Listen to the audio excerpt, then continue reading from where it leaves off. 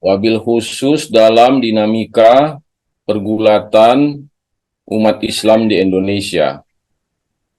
Yang menurut hemat saya, tokoh ini masuk atau menjadi salah satu dari sedikit para jenius yang ada dan dilahirkan oleh kehidupan. Jadi Buya Hamka ini memang sedikit dari para jenius yang ada dan dilahirkan oleh kehidupan. Saya kira banyak sekali jenius, mereka yang berpikir futuristik, melihat ke depan, sekaligus juga menjangkau kedalaman bagi kepentingan-kepentingan kemaslahatan manusia kebanyakan. Gitu. Jadi memang tidak mudah untuk memahami, memaknai, dan meneladani pesan-pesan dari para tokoh jenius itu. Apalagi biasanya pesan-pesan itu jauh sekali berseberangan dengan realitas kehidupan kita pada hari ini. Realitas kehidupan kita pada hari ini adalah kehidupan yang sangat instrumental, sangat mekanis, yang kemudian itu membuat kehidupan itu menjadi kering, menjadi hampa, menjadi penuh dengan ketergesa-gesaan gitu loh. Nah, itu kehidupan yang dimaknai oleh kebanyakan orang. Jadi medan kehidupan kita menjadi medan pertempuran yang sangat mekanistik. Kenapa saya marah? Karena saya diganggu. Kenapa saya mengambil yang bukan hak saya? Karena saya menginginkan, bukan membutuhkan. Hewan saja tidak mengambil hak sesama hewan, kecuali dia membutuhkan. Nah, kalau membutuhkan itu kan segala sesuatunya kan menjadi agak sedikit dibolehkan begitu. Pak Kiai kalau salah, mohon diluruskan saya. Karena kebutuhan itu bersifat sunatullah. Tetapi kalau keinginan, itu kan nafsu. Nafsu yang tidak baik, bukan nafsu mutmainah, ketika keinginan itu tidak bisa dikontrol oleh akal sehat, kesadaran, norma, akhlak, dan etika kita dalam hidup gitu. Nah, ini perbedaannya. Dan kehidupan kita sekarang mengarah ke sana. Maka dalam kehidupan semacam itu ya pemaknaan itu belum selesai, Pak. Pemaknaan itu ya menjadi sangat dangkal dan artifisial. Jadi karena dia sangat dangkal dan artifisial, didorong oleh berbagai kecamuk yang berkenaan dengan apa? Kecamuk yang berkenaan dengan kepentingan-kepentingan yang ada, maka hidup manusia itu menjadi semakin tergesa-gesa. Kita hidup dalam ketergesa-gesaan gitu loh. Saya itu kadang-kadang merefleksikan ya, pendidikan kita tidak kalah tergesa-gesanya. Gitu. Padahal pendidikan itu adalah alat yang bisa melahirkan manusia-manusia yang baik. Dan menjadikan manusia itu baik, sunatullahnya itu butuh proses. Tetapi karena dunia sudah begitu kompleks, maka pendidikan pun dilakukan dengan penuh ketergesa-gesaan. Karena orang-orang yang ada di dalam dunia pendidikan itu mengalami proses tuntutan yang sedemikian kompleks. Lalu kemudian dia menjadi tergesa-gesa. Akhirnya pendidikan kita sering gagal atau lebih banyak gagalnya melahirkan apa yang disebut dengan insan-insan kamil. manusia-manusia yang baik. Nah, ketergesa-gesaan itu sendiri, Bapak dan Ibu sekalian, sangat tidak disukai itu oleh Allah dan tidak juga disukai oleh Nabi, bahkan Nabi itu mengecamnya. Allah itu kan mengatakan misalnya dalam apa Al-Isra ayat 11 itu, A'udzubillahi minasyaitonirrajim, bismillahirrahmanirrahim. Wa yad'ul insanu bisarri du'aahu bi khair bil khair wa kanal insanu ajula.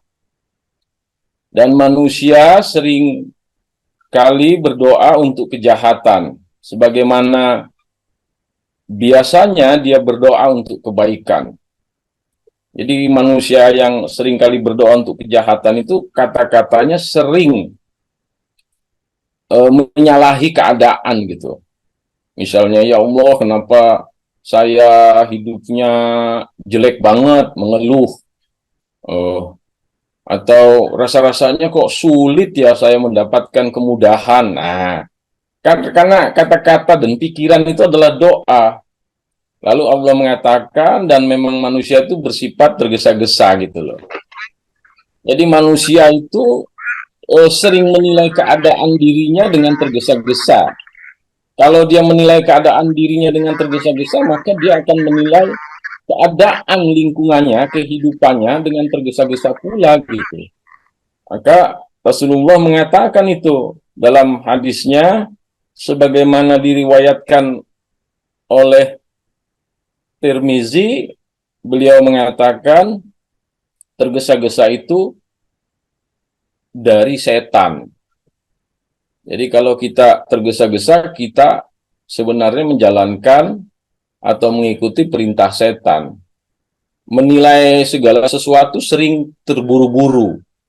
Lalu kemudian karena karena tergesa-gesa itu dari setan, alangkah banyaknya manusia dalam hidup menjalankan perilaku yang mendekati sifat-sifat kesetanan gitu. Nah, kira-kira demikian.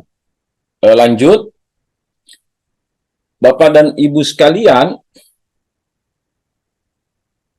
dalam konteks itulah kemudian kita perlu memahami pandangan hidup dari Kiai Ahmad Dahlan.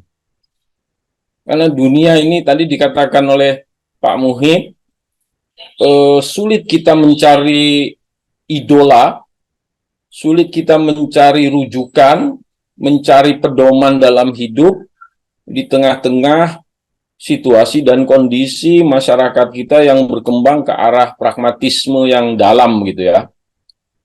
Nah, dalam konteks itu, Bapak dan Ibu, maka sang kiai ini menjadi variabel yang penting sekali.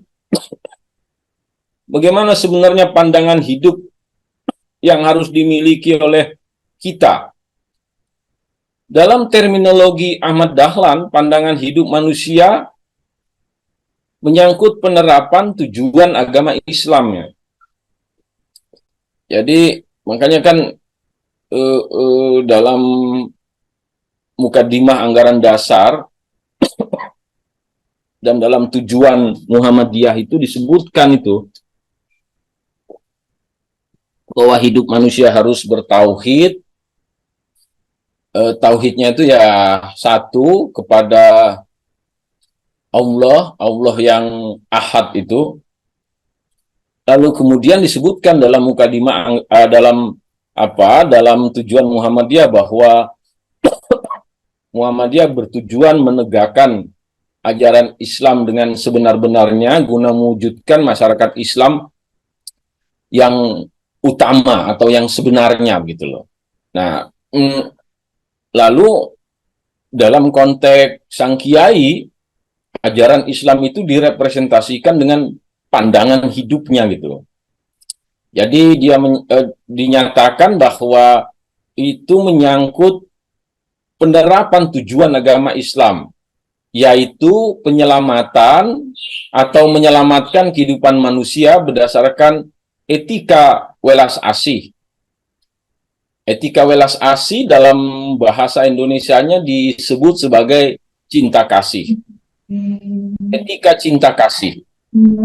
Ini sesuatu yang sangat universal, Bapak Ibu, karena cinta kasih itu merupakan rahmat yang diberikan Allah, yang dicangkokkan oleh Allah ke dalam sanubari manusia, ke dalam pikiran manusia dan ke dalam perilaku manusia, ke dalam kesadaran manusia, begitu loh. Jadi dia sesuatu yang sangat sakral dan universal, dan itu dimiliki oleh setiap manusia. Hanya problemnya adalah apakah manusia bisa menghadirkan sifat welas asih dalam kehidupan, atau dia mengendap dan tertidur di dasar ketidaksadarannya, yaitu dengan menjalankan praktek ritual Islam yang difungsikan sebagai dasar teologis. Maka kalau kita menyinggung teologi Muhammadiyah, itu kan teologi Al-Ma'un. Teologi Al-Ma'un itulah yang mendasari pandangan hidup tentang etika welas asih ini. Teologi Al-Ma'un yang menganjurkan orang-orang yang hidup itu, terutama orang yang mengklaim dirinya sebagai muslim itu, untuk menyantuni fakir miskin.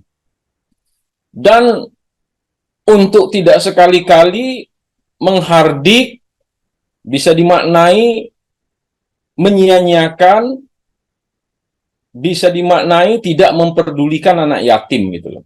Nah, jadi pandangan hidup semacam ini didasarkan pada tujuan yang dapat memperbaiki kehidupan duniawi. Sebaliknya, bukan pandangan-pandangan yang dapat mengakumulasikan kapital atau modal. Jadi ini bertujuan untuk memperbaiki kehidupan duniawi.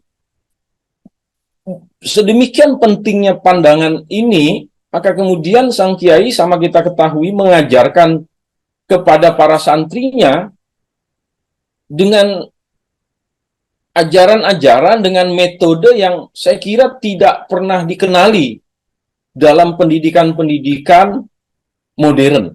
Diulang-ulang sesuatu yang sebenarnya membosankan gitu loh.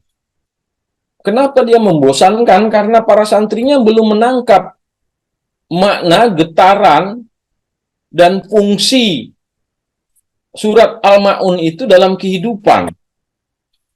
Itu dahsyat itu, Bapak Ibu, itu. Al-Ma'un itu kalau digali lebih lanjut, kalau manusia itu ingin menjadi manusia, sebenarnya berkaca pada ayat itu sudah cukup sebenarnya. Karena representasi dari orang-orang miskin dan anak yatim itu, Bapak Ibu, di sekitar kita itu kita jumpai dengan sangat lumrah, mencolok mata. Tapi kadang-kadang kesadaran kita itu tidak bisa menjangkau realitas semacam itu setiap hari begitu loh.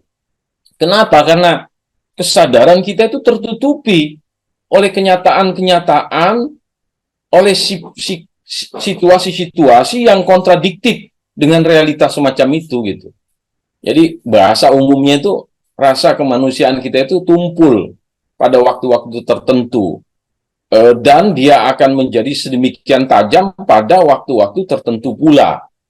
Nah, Bapak dan Ibu, itulah mengapa penting sekali untuk memahami Muhammadiyah ini, untuk memahami Kiai Ahmad Dahlan, dengan segala pandangan hidup, pesan-pesan beliau, karena pandangan hidup model Kiai Ahmad Dahlan itu memerlukan kemampuan, Bapak Ibu sekalian.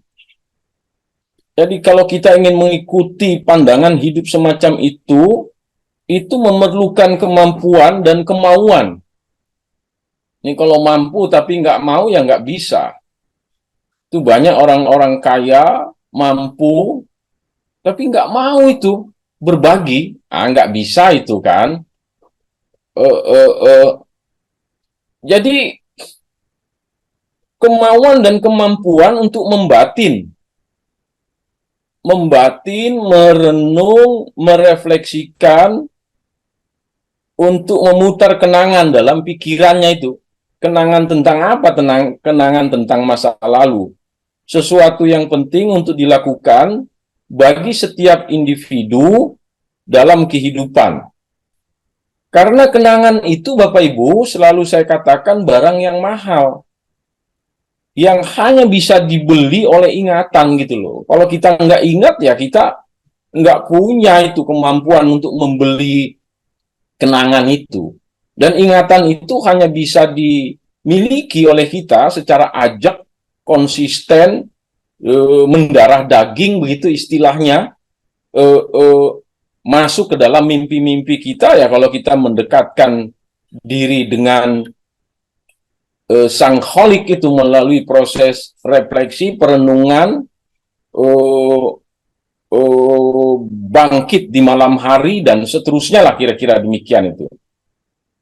Maka memelihara ingatan tentang masa lalu itu penting agar kita tidak kehilangan perspektif kedirian kita dalam konteks kehidupan kita di hari ini dan di masa yang akan datang.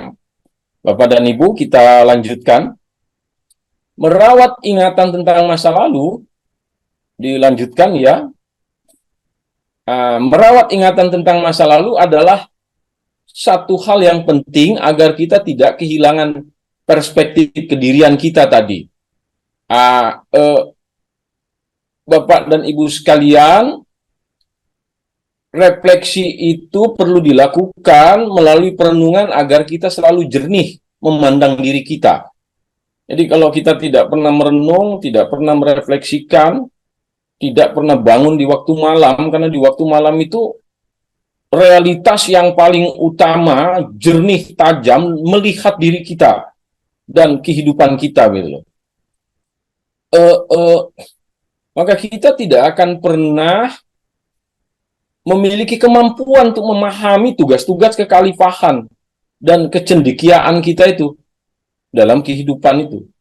Jadi kalau tugas-tugas kekhalifahan dan kecendekiaan kita hilang atau kabur atau tidak bermakna, ya kita sebenarnya menyalahi maksud dan tujuan dari penciptaan kita di muka bumi gitu. Sebagaimana yang digariskan oleh Allah Subhanahu wa Ta'ala, bahwa Allah menciptakan manusia itu sebagai khalifah di muka bumi untuk melakukan dan memperbaiki kehidupan, bersikap fair dan adil gitu. Itu juga membantu manusia dalam melaksanakan tugas kehidupan untuk mengenal dirinya dalam rimba belantara jagat semesta. Jadi kan nggak mudah mengenali diri dalam kehidupan itu. Maka para sufi itu kan selalu melakukan proses-proses refleksi dan perenungan sampai kemudian dia melupakan kehidupan, melupakan dunia, tidak lain dan tidak bukan agar dia dapat mengenali dirinya. Karena katanya kalau dia bisa mengenali dirinya, maka dia bisa mengenali Tuhannya. Para sufi itu sangat rindu untuk mengenal Tuhannya begitu. Resiko kita yang hidup dalam kehidupan yang fana, dalam kompetisi yang praktis semacam hari ini, maka kita punya kecenderungan menjauh dari kemampuan untuk mengenal Tuhan dalam pengertian-pengertian yang baik, dalam pengertian-pengertian yang positif, dalam pengertian-pengertian yang bermakna. Nah, lanjut. Bapak dan Ibu, bagian yang penting dari situasi semacam itu adalah bagaimana kita mengembangkan apa yang disebut dengan kemampuan untuk memiliki rasa atau sense of relativity ini. Jadi orang itu harus menyadari bahwa dunia ini ya relatif lah. Kekuasaan itu relatif, jabatan itu relatif, hubungan kita dengan berbagai manusia itu relatif. Kalau tidak pecah eh, eh, karena proses-proses di antara manusia, ya terputus karena usia begitu. Maka kita perlu mengembangkan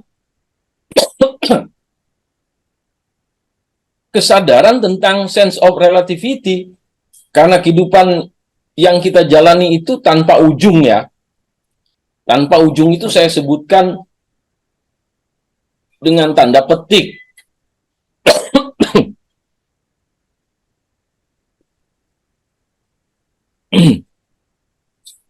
Dan dia selalu menghadirkan perubahan. Jadi perubahan kehidupan tanpa ujung itu selalu menghadirkan perubahan serta ketidakpastian bagi manusia. Ya memang begitu, karena yang mengetahui tentang kepastian itu kan hanya Allah. Bahkan ketika manusia sudah memiliki ilmu pengetahuan untuk memprediksi masa depan, ilmu pengetahuan itu juga hanya sekedar memprediksi pada bagian-bagian yang kecil, bahkan yang teramat kecil dari kepentingan-kepentingan kita terhadap kehidupan yang sangat luas ini. Nah, pada situasi itu setiap entitas memiliki ruang untuk berubah atau diubah oleh waktu. Nah, kesadaran menyangkut kenisbian dan dimensi relativitas, Bapak Ibu sekalian, dalam kehidupan itu menjadikan manusia mawas diri. Mawas diri itu berarti berhati-hati, ya. Mawas diri itu penuh dengan kalkulasi dan perhitungan yang kuat. Mawas diri itu kemudian tidak tergesa-gesa tadi, dan mawas diri itu juga menghindari kemudaratan gitu loh. Jadi sesuatu yang mudorot itu bisa dihindari. Begitulah dunia itu berjalan. Sesungguhnya apa yang berlangsung hari ini, dia hanya merupakan putaran ulang dari kehidupan-kehidupan yang berlangsung di masa lalu. Tetapi anehnya, manusia itu tidak pernah jera ya, dan tidak pernah berusaha dengan sungguh-sungguh untuk menghindari perilaku-perilaku yang menjerumuskan kehidupan dalam kerusakan yang pernah dilakukan oleh manusia-manusia di masa lalu. Ya, kita selalu diharu-birukan atau mengharu-birukan kehidupan atas perilaku-perilaku yang kita jalankan bersama itu. Nah, lanjut Bapak dan Ibu. Pemaknaan sikap dan keteladanan. Maka penting melakukan refleksi dan perenungan itu, yang bisa mengantarkan kita pada pemaknaan akan sikap keteladanan yang sering kita jumpai di sekitar kehidupan kita. Makin kita melihat kehidupan, kalau kita punya mata batin yang jernih, yang kuat, maka makin kita membutuhkan keteladanan itu. Makin kita membutuhkan uswah, ya. Ya tentu uswah terbaik itu Rasulullah.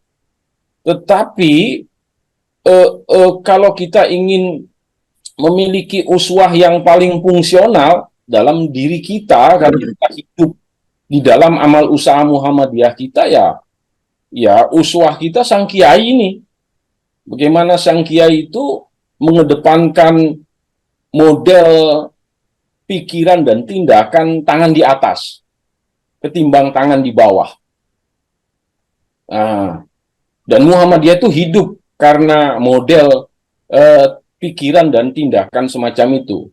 Dalam konteks pemaknaan akan sikap keteladanan inilah Ahmad Dahlan menjadi penting diketengahkan untuk dijadikan pusat equilibrium atau pusat keseimbangan antara orientasi dunia dengan orientasi akhirat yang memberikan hikmah bagi kemaslahatan kehidupan individu dan juga komunitas kolektif kita begitu. Jadi karena Ahmad Dahlan sudah membuktikan bagaimana dia sebagai individu itu kemudian mendapatkan hikmah yang besar, yang luas, yang dalam lalu sebagai kolektif kemudian dia bisa memberikan kebaikan bagi masyarakat luas.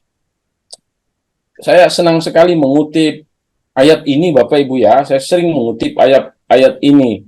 Al-Baqarah 216 itu, Allah mengatakan, yu'til hikmata mayasya wa mayu'tal hikmata faqad utiya khairan katsira wa ma yazzakaru illa ulul albab. Jadi Allah itu memberi hikmah, yaitu kemampuan untuk memahami rahasia-rahasia dari agama, rahasia-rahasia dari semesta jagat raya, rahasia-rahasia dari kehidupan, kebaikan, rahasia-rahasia dari yang tidak tersurat dan yang tersirat. Allah itu begitu memberikan hikmah dia. Berupa kebenaran dalam setiap perkataan dan perbuatan kepada siapa yang dia kehendaki. Jadi kan jarang sekali kita menemukan kebenaran dalam perkataan dan perbuatan. Ini jangan-jangan saya ini berkata-kata saja yang benar gitu loh. Saya Bapak Ibu, tapi berbuat itu tidak benar. Tapi Ahmad Dahlan itu kemudian berkata-kata dan berbuat dengan benar. Maka dalam kategori itu sang kiai mendapatkan atau telah mendapatkan hikmah begitu. Nah, Bapak dan Ibu, barang siapa diberi hikmah, sesungguhnya dia telah diberi kebaikan yang banyak. Sebab dengan sifat bijak, urusan dunia dan akhirat itu menjadi baik dan teratur. Makanya kan dalam kebijakan itu ada kehati-hatian. Tapi kalau tergesa-gesa, itu akhirnya salah Bapak Ibu. Kalau kita terlalu reaktif melihat satu fenomena, kita sebenarnya memiliki peluang untuk menyebar hoax, kebohongan, menyebar fitnah, bahkan kemudian kita mempertontonkan diri kita itu dalam kubangan lumpur yang hitam gitu loh. Kalau kita tergesa-gesa. Jadi Allah mengatakan itu.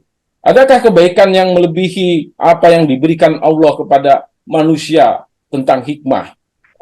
Tentu kita menjawabnya tidak.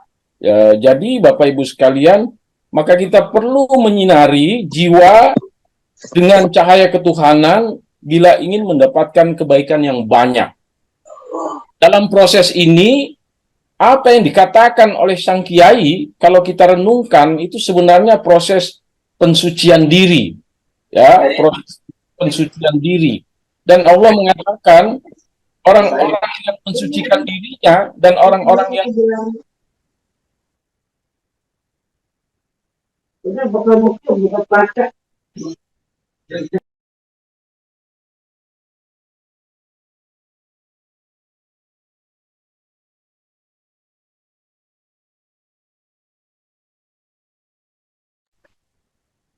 Pak Antasa mohon ini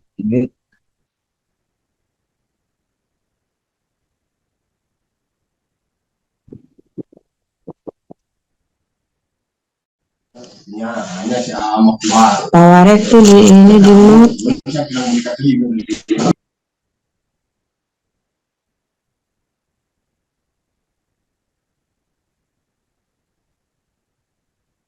Suaranya hilang ya. Di mood nih tawareknya.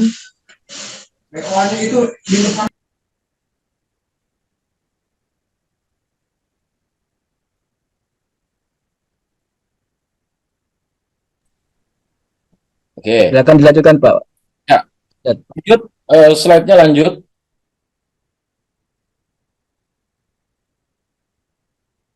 Maka untuk mendapatkan hikmah di dalam memaknai dan meneladani pesan-pesan Kiai Haji Ahmad Dahlan itu membutuhkan kecerdasan dan keikhlasan. Jadi kalau nggak cerdas juga nggak bisa itu, Pak Muhid, Pak Kiai Muhid. Dan kalau tidak ikhlas juga nggak bisa. Kecerdasan akan memberikan kemampuan untuk dapat memaknai, sedangkan keikhlasan akan memberikan kemauan untuk dapat meneladaninya.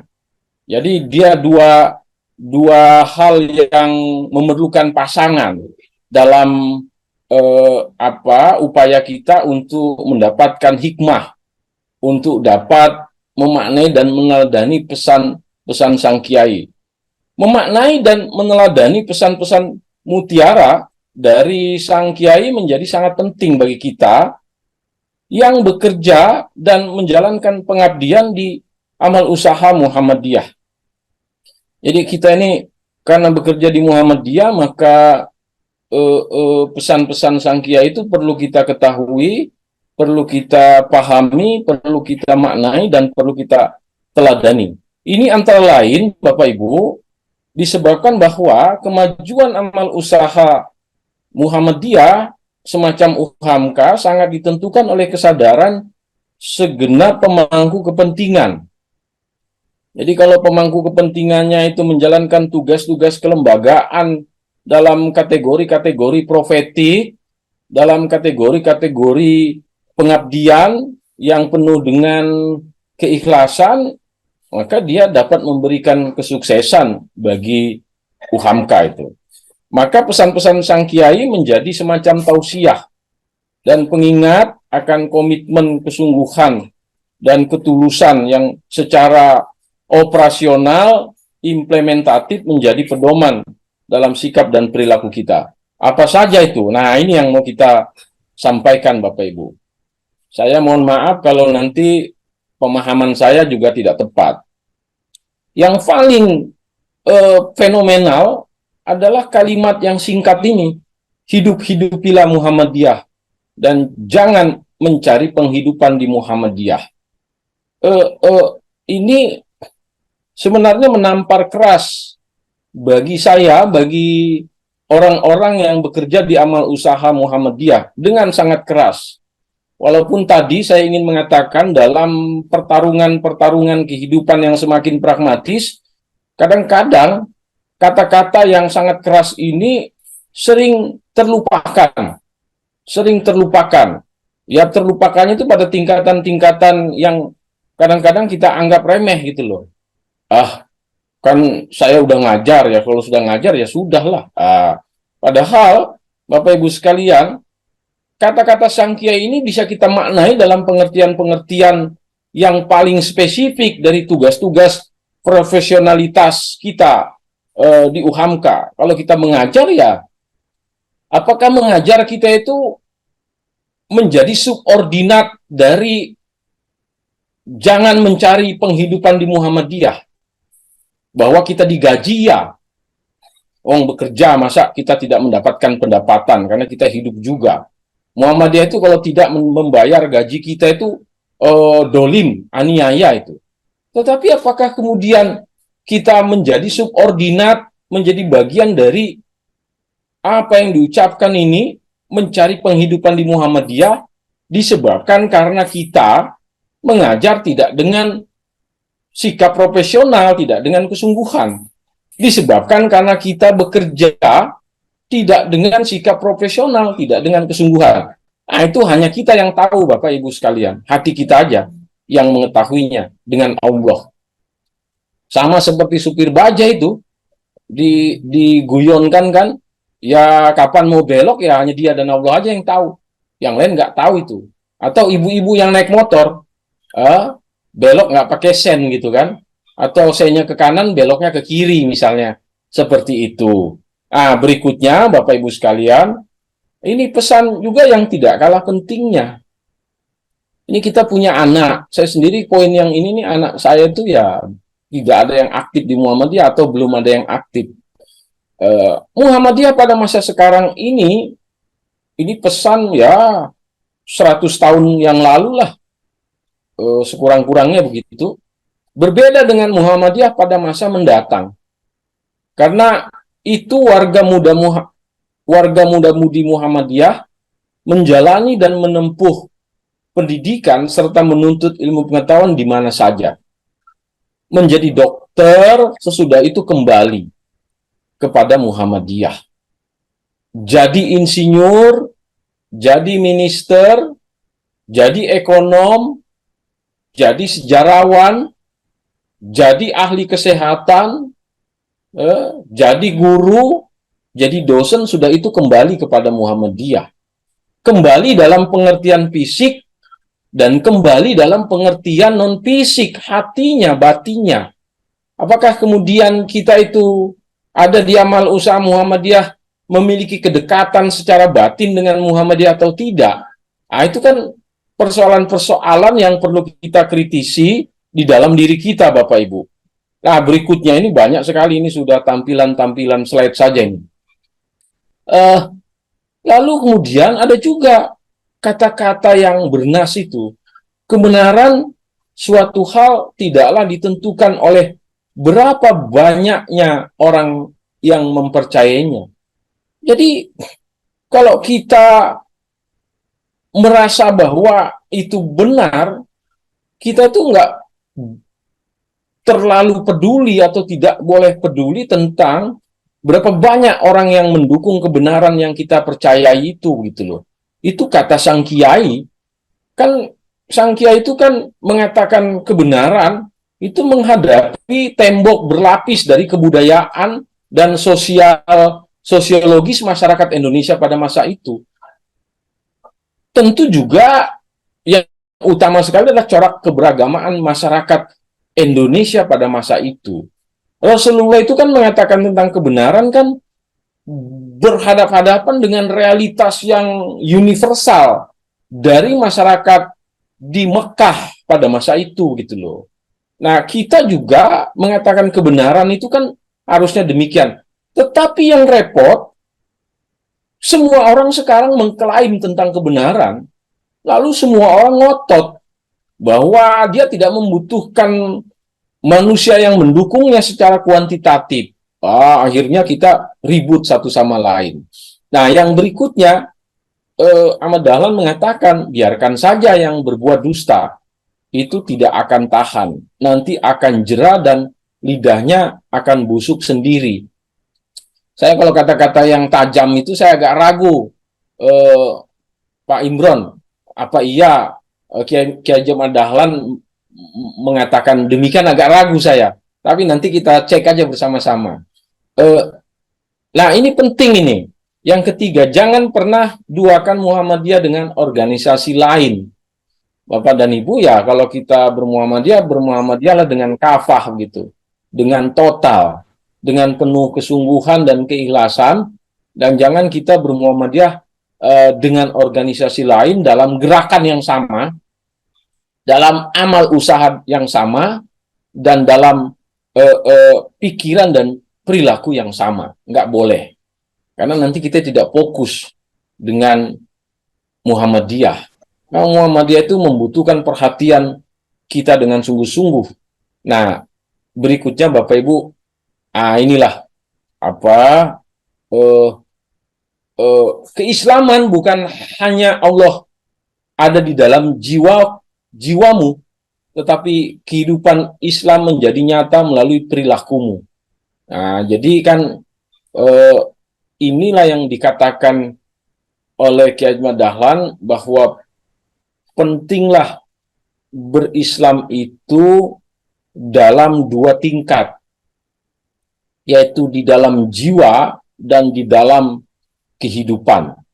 Jadi kalau kita berislam dalam dua tingkat, Bapak Ibu, maka kita bisa mewujudkan gagasan tentang wa ma arsalnaka illa rahmatan lil alamin.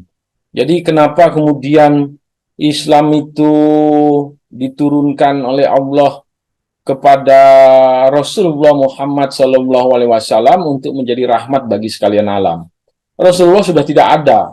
Jadi yang menjadikan rahmat bagi sekalian alam adalah umatnya. Ya, kita ini yang hidup pada hari ini. Dia juga mengatakan teladan yang baik adalah khotbah yang jitu. Jadi kita itu diminta atau dianjurkan untuk tidak banyak bicara, tetapi kita memberikan contoh uswah tadi. Lalu kemudian carilah harta benda dengan jalan halal dan segala kekuatan tenaga. Dan janganlah malas, nggak boleh kita malas gitu ya. Kita harus rajin sehingga mendapatkan harta benda yang sebaik-baiknya. Lalu kemudian kasih sayang dan toleransi adalah kartu identitas orang Islam. Jadi orang Islam itu kalau tidak memiliki kasih sayang, tidak memiliki toleransi dalam pandangan Sang Kiai itu ya tidak memiliki identitas sebagai orang Islam begitu. Nah, berikutnya ini riwayat hidup Sang Kiai, Bapak Ibu sekalian. Oh, masih ada ya. Nah, ini dia, jangan sentimen. Jangan sakit hati kalau menerima celaan dan kritikan, dan jangan sombong. Jangan berbesar hati kalau menerima pujian. Jadi kita itu makhluk yang doif, makhluk yang lemah dari dua jenis penyakit ini. Ya, penyakit kalau dikritik kita tersinggung. Sekurang-kurangnya hati kita menjadi tidak nyaman. Itu juga berlaku pada saya, Bapak Ibu sekalian. Dan kalau kita dipuja-puji, sekurang-kurangnya kita kemudian agak senang pikiran dan hati kita menjadi bunggah begitu. Tetapi itu tidak menjadi berdosa, tetapi cukup kita menyimpannya di dalam hati kita sambil kita mencari momentum untuk menyadarinya bahwa sebenarnya kritikan itu benar adanya dan bahwa sebenarnya pujian-pujian itu ya menjadi bagian dari motivasi kita untuk berbuat lebih baik lagi. Lalu kemudian kita dapat mengukur kemiripan kita dengan Nabi dengan melihat kepekaan kita terhadap penderitaan sesama. Jadi semakin tinggi tingkat kepedulian kita terhadap sesama, maka kata Kiai Ahmad Dahlan ya semakin banyak persamaan kita, kemiripan kita dengan Nabi. Ya, semakin sedikit kepedulian kita terhadap sesama, ya semakin jauh kemiripan kita terhadap Nabi begitu, terhadap Rasulullah. Orang Islam sejati adalah yang tetap berdiri pada tempatnya, pada tempat yang benar meskipun dunia dalam keadaan kacau gitu. Jadi ya dunia kacau ya kita jangan ikut kacau, maksud Sang Kiai begitu. Hidup sekali untuk dipertaruhkan. Berhati-hatilah kamu sekalian dalam mempergunakan waktu selama hidupmu. Jadi kata Al-Ghazali, waktu itu ya ibarat pedang. Mungkin Sang Kiai ini mengutip atau memahami wasilah dan wasiat dari Al-Ghazali. Waktu itu adalah pedang yang bisa memotong, menumpas, menusuk apapun yang ada di hadapan dia. Maka kemudian kita jangan sekali-kali mempergunakannya dengan keliru. Saya suka mengutip apa yang dikemukakan oleh Clifford Geertz itu, Bapak Ibu, antropolog Amerika yang banyak melakukan studi di Indonesia. Clifford Geertz itu terkait dengan waktu dan perubahan, dia mengatakan bahwa perubahan itu bukan iring-iringan karnaval yang terlihat ketika sedang melintas. Maka kalimat terakhir saya menambahkan, maka berhati-hatilah dengannya gitu. Jadi kira-kira semacam itu. Nah, berikutnya Bapak Ibu sekalian, ini riwayat hidup Sang Kiai tentu tidak terlalu lengkap, bahkan tidak lengkap. Bagaimana dia lahir pada 1 Agustus 1868, wafat pada 23 Februari 1923. Tepat di usia 54 tahun. Jadi orang-orang yang memberikan manfaat besar itu kebanyakan meninggalnya cepat. Saya juga merenung juga itu. Rasulullah misalnya hanya 63 tahun. Beda 9 tahun dengan Kiai Ahmad Dahlan. Ahmad Dahlan 54 tahun.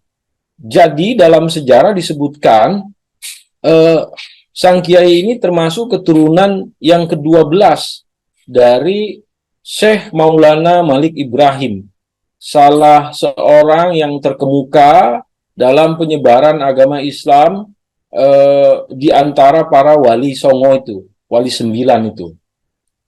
Pada umur 15 tahun dia pergi haji dan tinggal di Mekah selama 5 tahun. Bayangkan 15 tahun Bapak Ibu, 15 tahun saya pergi dari rumah saya di Tanjung Priok ke Blok M aja saya masih kebingungan, takut-takut saya. Lah sang kiai ini 15 tahun pergi ke Mekah, kemudian menetap di sana, tetapi Bapak Ibu sekalian itulah kenapa usia dia yang 54 itu menjadi sedemikian maksimal dia manfaatkan dan maksimal dimanfaatkan oleh kehidupan. Karena 15 tahun dia sudah bergerak. 15 tahun dia telah melakukan proses-proses menyelamatkan semesta. Ya, tema milad kita pada 111 tahun ini, menyelamatkan semesta. Lalu 111 tahun kemudian kita ingin mengulanginya apa yang dilakukan oleh sang kiai pada 111 tahun yang lalu. Kemudian berinteraksi dengan pemikir-pemikir besar dalam pembaharuan Islam pada era itu, dengan Muhammad Abduh, dengan Al-Afghani, Rashid Ridho, dan Ibnu Taimiyah. Ini sesuatu yang langka, Bapak Ibu. Sesuatu yang langka. Yang kalau kita mau lakukan, saya kira kita belum tentu setuju itu. Karena kalau kita merujuk pada pembaharuan pemikiran Islam di Indonesia, itu kita sering banyak menolaknya. Karena pembaharuan itu agak sedikit memusingkan dan cenderung bersifat keilmuan gitu ya. Misalnya gagasan-gagasan Nurholis Majid itu kan banyak ditolak. Tapi sang kiai sudah menggeluti pembaharuan pemikiran itu pada era itu dengan sedemikian terbuka dalam usia 15 sampai dengan 22 tahun, karena konon dia 7 tahun di Mekah itu pada bagian yang pertama. Pada tahun 1903 ia bertolak kembali ke Mekah, ya, Bapak dan Ibu sekalian, menetap selama 2 tahun. Dia sempat berguru kepada Syekh Ahmad Khatib, yang juga guru dari pendiri NU, Kiai Haji Hashim Ash'ari. Nah, sepulang dari Mekah, dia menikah dengan Siti Walidah. Jadi dia menikah dengan Siti Walidah, lahir pada 1968, menikah 1903 atau 04 katakanlah. Jadi usianya itu berapa tahun itu? 40 tahun ada ya, 40 tahun. Nah, jadi usianya sudah lanjut. Jadi menikahnya itu mungkin terlambat ya. Kira-kira demikian. Nah, lalu kemudian dia mendirikan, jadi menikah dengan Siti Walidah, sepupu sendiri, anak Kiai Penghulu Haji Fadil, yang kelak dikenal dengan Nyai Ahmad Dahlan, seorang pahlawan nasional juga, dan kemudian mendirikan Aisyah. Pada tahun 1912, dia mendirikan gerakan Muhammadiyah di Yogyakarta. Yang saya kira ketika mendirikan gerakan Muhammadiyah, ini merupakan ijtihad yang luar biasa. Melawan arus keinginan pada umumnya, di era itu kebanyakan tokoh mendirikan partai politik.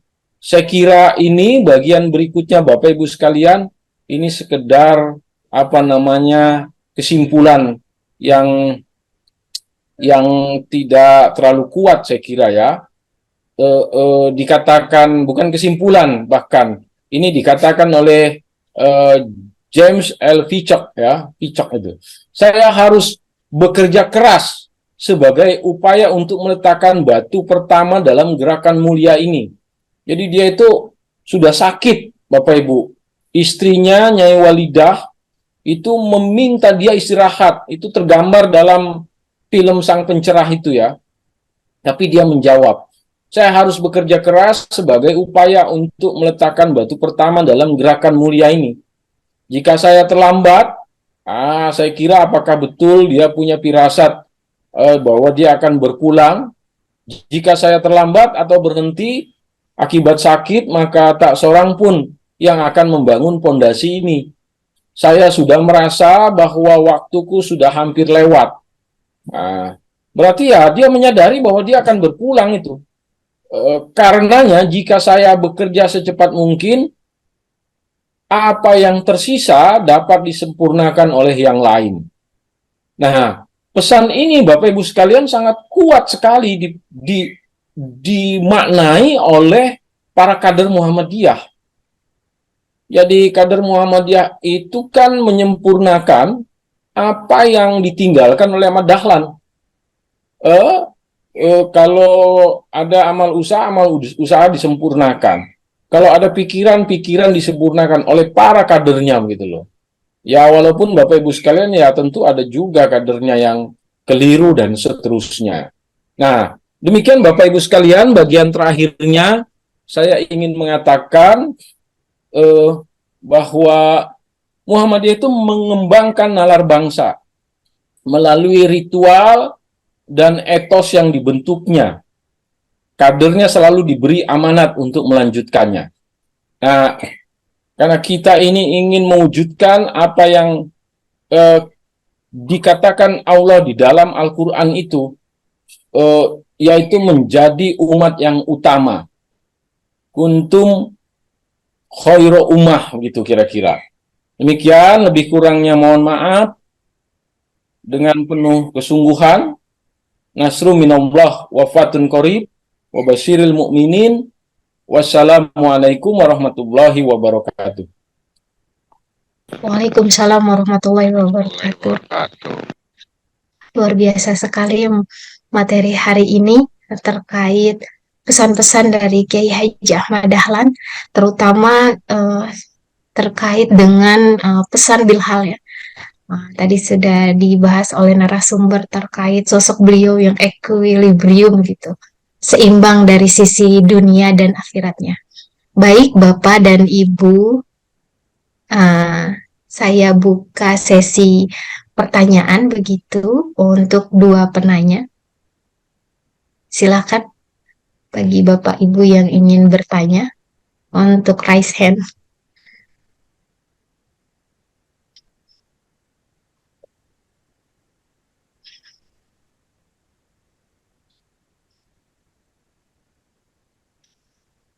Atau boleh di kolom chat juga.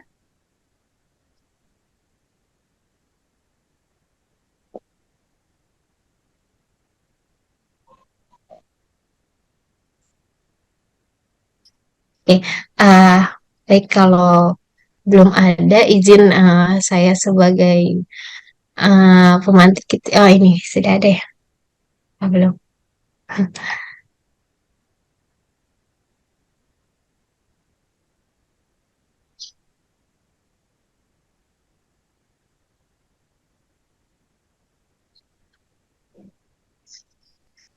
Baik, kalau belum ada izin Ustadz Dr. Desvian, saya bertanya begitu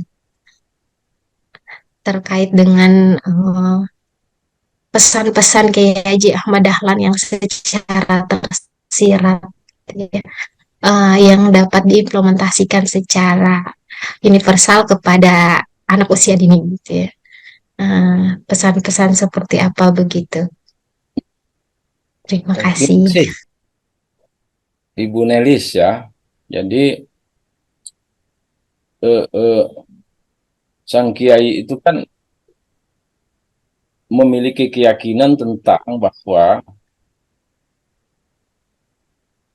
bahwa kehidupan itu hanya bisa diatur dengan baik kalau orang itu berilmu. Nah, dia mengatakan itu. Bahkan kalau dia mengatakan lebih lanjut, ilmu pengetahuan yang terbaik itu adalah tentang filsafat. Filsafat itu adalah ilmu pengetahuan terbaik katanya. Nah, tetapi ilmu pengetahuan yang baik, yang utama dia bilang adalah ilmu pengetahuan yang dilaksanakan. Jadi apa yang dia ketahui, dia laksanakan begitu. Itu yang terbaik. Maka anak-anak kita itu di sekolah-sekolah dasar, itu kan tujuannya sekolah dasar itu adalah penanaman nilai dengan cara bermain.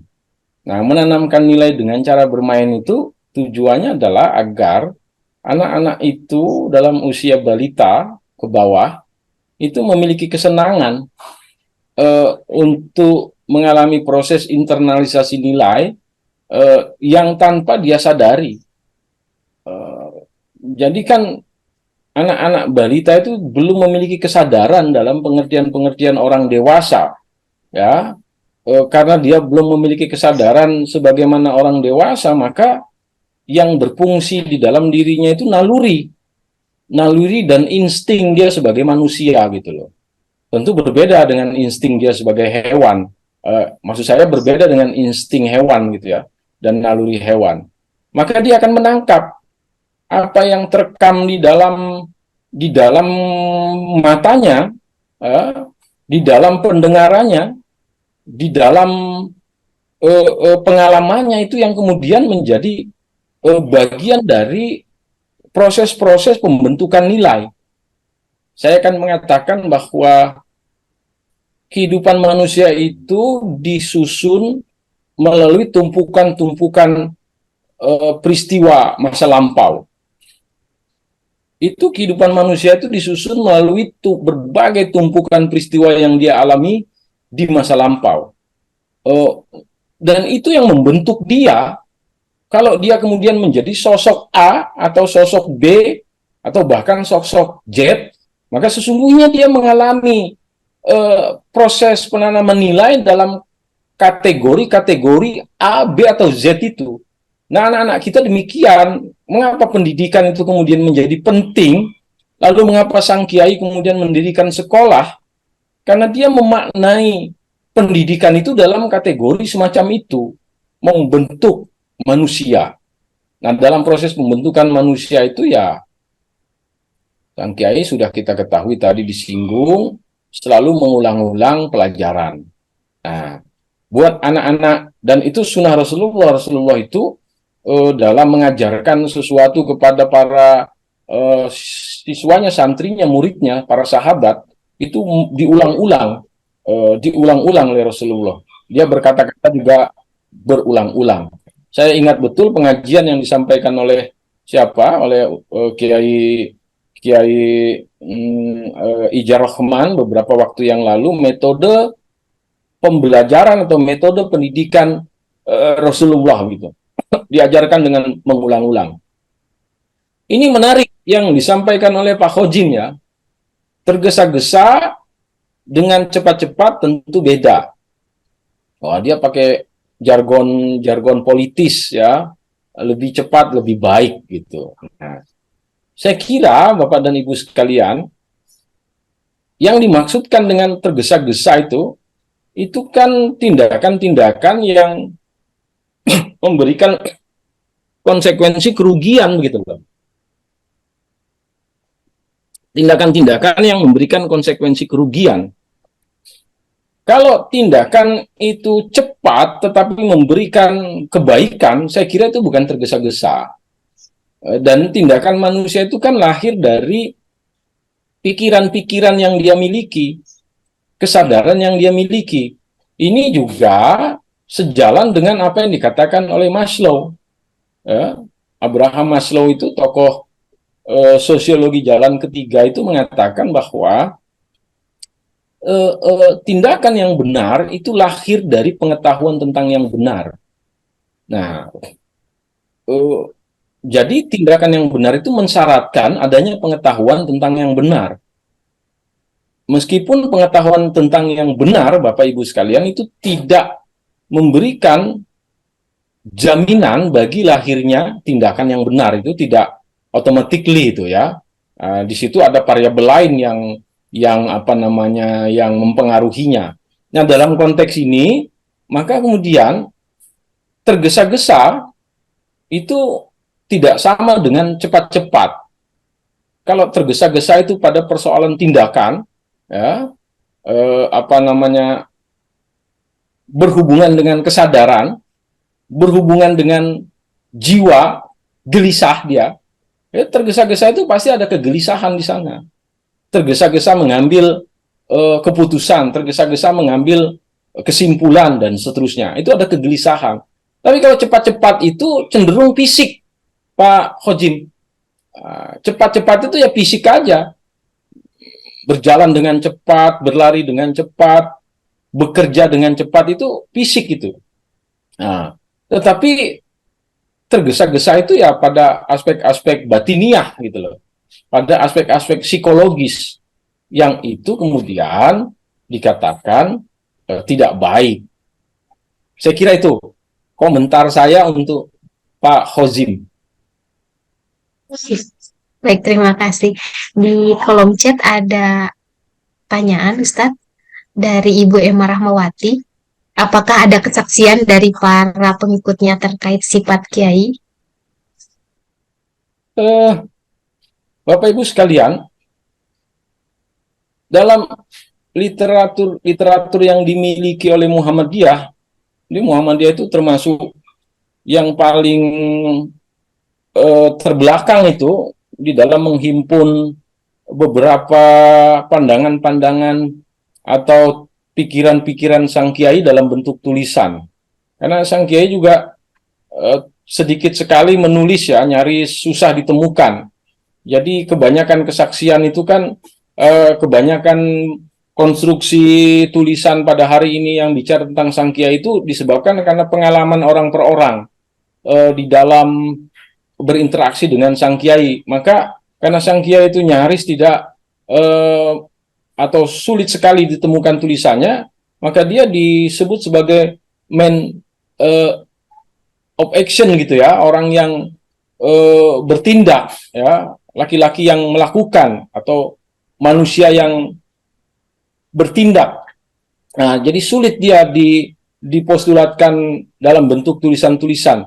Seperti yang, tetapi sekarang semakin banyak tulisan-tulisan itu, terutama ketika Profesor Munir Mulkhan melakukan riset, ada buku Munir Mulkhan ya, Bapak Ibu di sini nih, tentang tema Dahlan ya, jejak pembaharuan dan pembaharuan sosial dan kemanusiaan. Nah ini, nah apa yang ditulis oleh siapa? Oleh Profesor Mulkhan itu diambil dari sumber-sumber yang terdapat atau yang dimiliki oleh penulis-penulis Barat, seperti James L. Vyckoff itu kan penulis Barat ya Bapak Ibu, yang memiliki perhatian terhadap Muhammadiyah.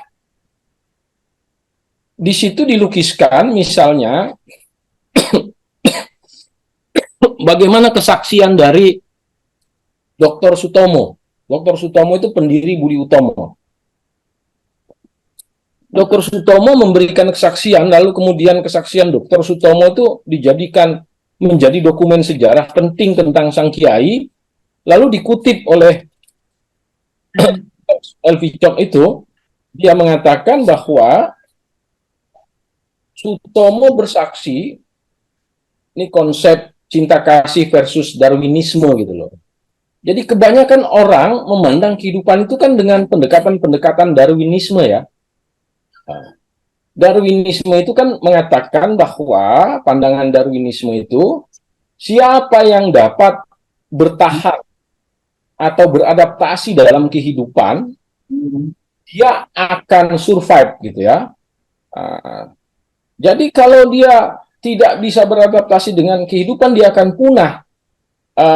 Dalam evolusi teori Darwin itu demikian itu dia mengatakan. Nah, itu adalah pandangan hidup yang saling mematikan itu, saling menikam dan membiarkan kematian.